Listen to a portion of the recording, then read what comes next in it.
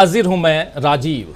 तो चुनावी मौसम में बीजेपी अपने लिए सत्ता की चिकनी सड़क बनाने के मौके तलाश रही है, लेकिन अब उसके ऐसे दिन आ गए हैं कि उसे झटके पर झटके मिल रहे हैं।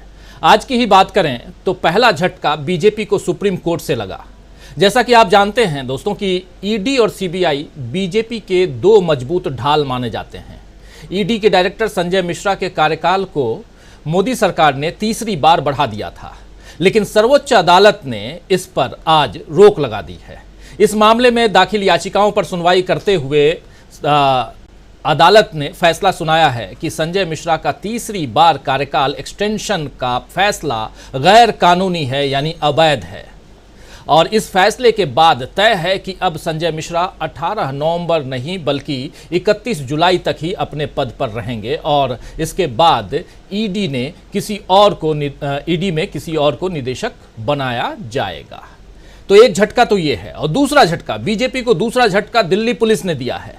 दरअसल महिला पहलवानों के यौन उत्पीड़न के आरोप का सामना कर रहे बीजेपी सांसद बृजभूषण शरण सिंह को अब तक मोदी जी ने इस्तीफा देने नहीं कहा, न ही महिला पहलवानों के हक पर कोई बात कही।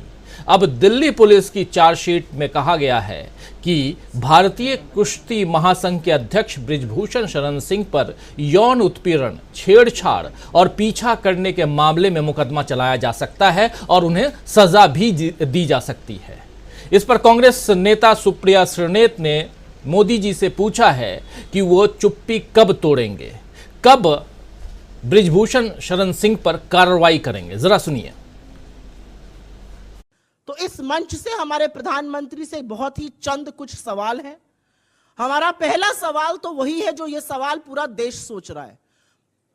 महिला खिलाड़ियों के खिलाफ यौन शोषण के मामले पर प्रधानमंत्री चुप क्यों हैं?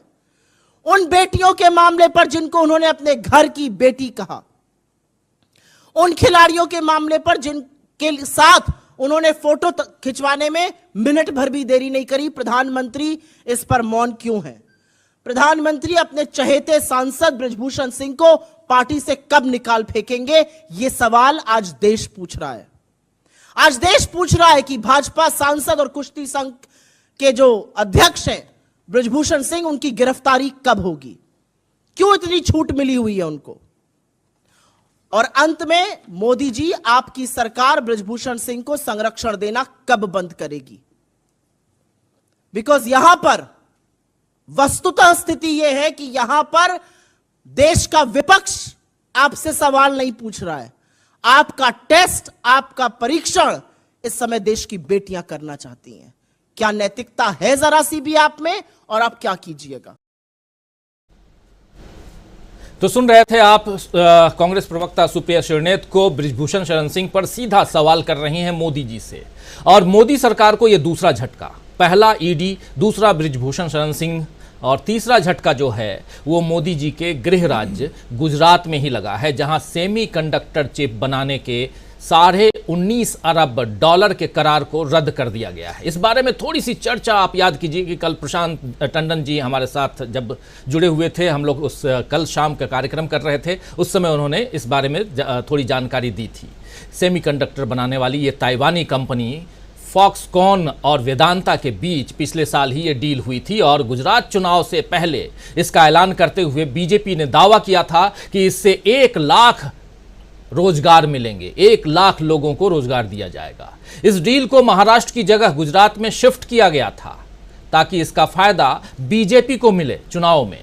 तब तो बीजेपी ने चुनाव जीत लिया, लेकिन अब न डील बची न रोजगार बचा। तो यहां सवाल उठता है कि क्या अगला बीजेपी चुनाव जीत पाएगी, जो अगला चुनाव है यानी कि लोकसभा का चुनाव।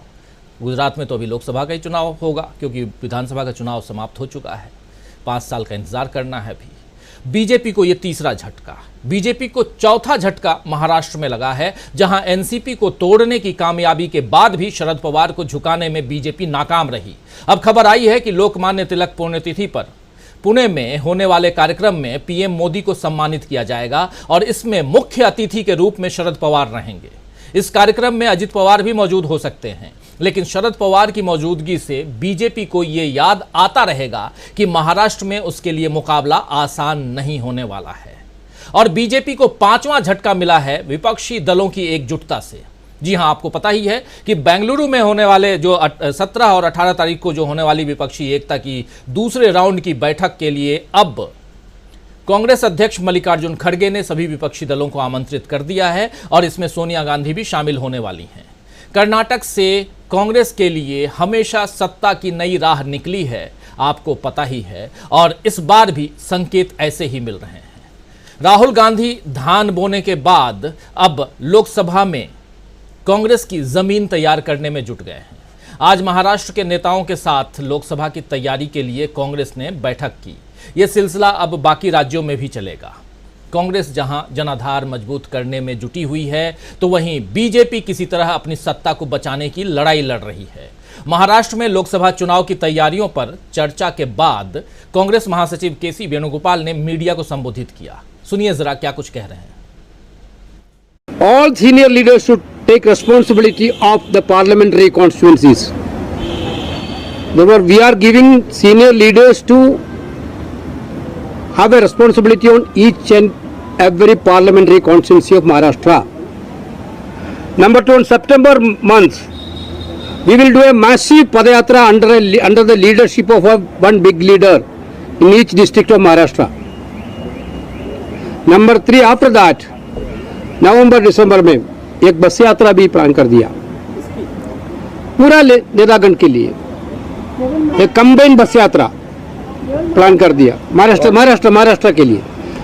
आज का डिस्कशन महाराष्ट्र के लिए बोल रही है। तो Maharashtra we are going to have a massive election preparation process. Election Rahul ji has given a direction, Congress president also given a direction. कल से कैंपेन शुरू करने के लिए मूड में आना चाहिए। तो कांग्रेस पूरे जोश में दिखाई दे रही है और बता रहे हैं केसी वेणुगोपाल, जो कांग्रेस के महासचिव हैं, संगठन महासचिव, वो बता रहे हैं कि क्या कुछ हम महाराष्ट्र में करने जा रहे हैं। बस यात्रा भी करेंगे, पैदल यात्रा भी करेंगे, मैसिव कैंपेन शुरू कर रहे हैं महाराष्ट्र में। आखिर क्यों महाराष्ट्र से ही लोकसभा चुनाव की तैयारी कांग्रेस करने जा रही है, इस पर भी बात करेंगे हम। बीजेपी के राज में दोस्तों पिछले 9 सालों में आम जनता को कई बार झटके लगे हैं। कभी नोटबंदी, तो कभी जीएसटी, कभी लॉकडाउन के झटके, और इतना काफ़ी नहीं था तो 150 रुपये किलो टमाटर के झटके सहित महंगाई, बेरोजगारी के झटके तो जनता को लग ही रहे हैं। बीजेपी तो परवाह नहीं करती कि जनता इन झटकों को कैसे सहती है, लेकिन अब विपक्षी दल और खासकर कांग्रेस पार्टी राहुल गांधी की लीडरशिप में जनता की दुखती रग पर मलहम लगाने में जुट गई है।